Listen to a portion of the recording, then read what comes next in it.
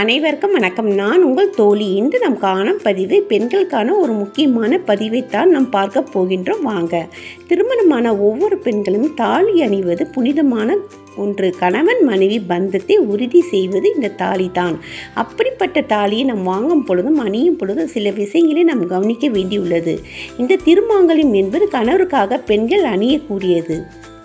பெரியவர்கள் ஆசீர்வதித்து அந்த தாலியில் மஞ்சளும் குங்குமம் வைத்து நல்லது நடக்கணும் என்று ஆசீர்வதித்து நம் கழுத்தில் கட்டுவார்கள். கணவர்கள் முன்னேற்றத்துக்கு உறுதுணையாகவும் நீண்ட ஆயுளும் கொடுக்கும்.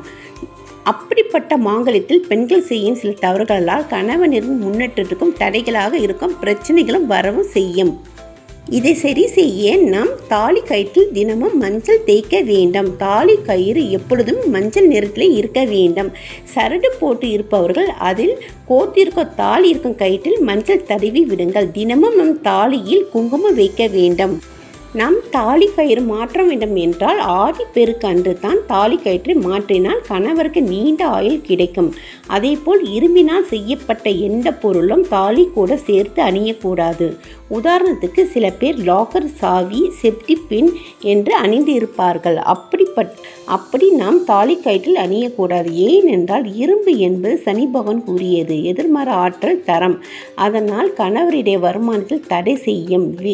இதனால் வீட்டில் பண கஷ்டம் ஏற்படும். தாலி கயிற்றை மாற்றும் பொழுது கிழக்கு நோக்கி அமர்ந்து மாற்றுங்கள். அது உங்களுக்கு நல்ல ஒரு பலனை தரும். நல்ல நேரம் பார்த்து மாற்றுங்கள். தாலி கயிறு ரொம்ப பழையது ஆகி நெஞ்சி போய் இருக்கிறது என்றால் மாற்றிவிடுங்கள். அப்படி தாலி கயிற்றை அணியக்கூடாது. இதையெல்லாம் நீங்கள் சரி செய்தால் உங்கள் கணவரின் ஆயுளும் நீண்ட ஆயுளாக இருக்கும். உங்களுக்கு பண கஷ்டமும் வராது. வருமானம் தடையும் நீங்கும். இதை எல்லாம் நீங்கள் கடைப்பிடித்தால் மகாலட்சுமி கடாட்சம் எப்பொழுதும் உங்களுக்கு இருக்கும். நன்றி.